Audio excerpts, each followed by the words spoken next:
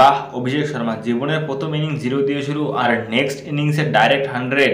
হ্যাঁ, সব কিছু ভাই যুবরাজ সিংয়ের ভয়ে। যদি এই ইনিংসে ভালো রান না করতো তাহলে তো ভাই ইউবি বাঁচিয়ে আমাদের বেল নিয়ে মারতে আসতো অভিষেক শর্মাকে।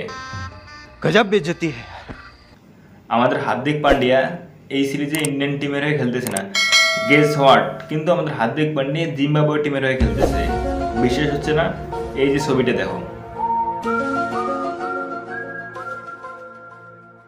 আজকে মহেন্দ্র সিং ধোনির জন্মদিন এবং মহেন্দ্র সিং ধোনির জন্মদিনে আমাদের ঋতুরাজ মানে চেন্নাই সুপার কিংসের ক্যাপ্টেন ধোনির জন্য একটা গিফট দিছে। গিফটটা হলো 77 রান, মানে থালা ফর এ রিজন।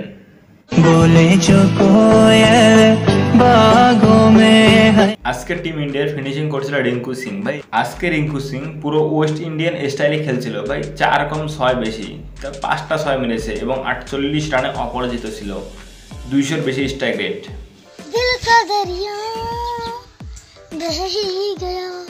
ভাই ইন্ডিয়া 234 রানে টার্গেট দিচ্ছে এবং ইন্ডিয়া ম্যাচটা 100 রানে যেতে, মানে জিম্বাবুয়েকে যদি সেকেন্ড টাইম ব্যাট করতে দেওয়া হয় তার জিম্বাবুয়ে এই রানটা করতে পারবে না। মানে আজকে ইন্ডিয়ান বলারও তো উইকেট নেওয়ার জন্য লেগে পড়েছিল, কে উইকেট নেবে, শুধু রিয়ান পরাগ উইকেট পায়নি আর অভিষেক শর্মা উইকেট পায়নি। ভাই রিয়ান পরাগ তো ডেবিউ ম্যাচে খেলতে পারলো না আর এই ম্যাচে তো ব্যাটিংয়ে এলো না। তো দেখতেই পারছো ব্যাকগ্রাউন্ড একটু চেঞ্জ হয়েছে আর কথাগুলো একটু ইকো হচ্ছে, যার কারণে ভাই বেশি লম্বা ভিডিও হবে না, কারণ কথা ইকো হচ্ছে, জানি না কতটা রেকর্ড হচ্ছে। তো দেখা হবে নেক্সট ভিডিওতে, বাই।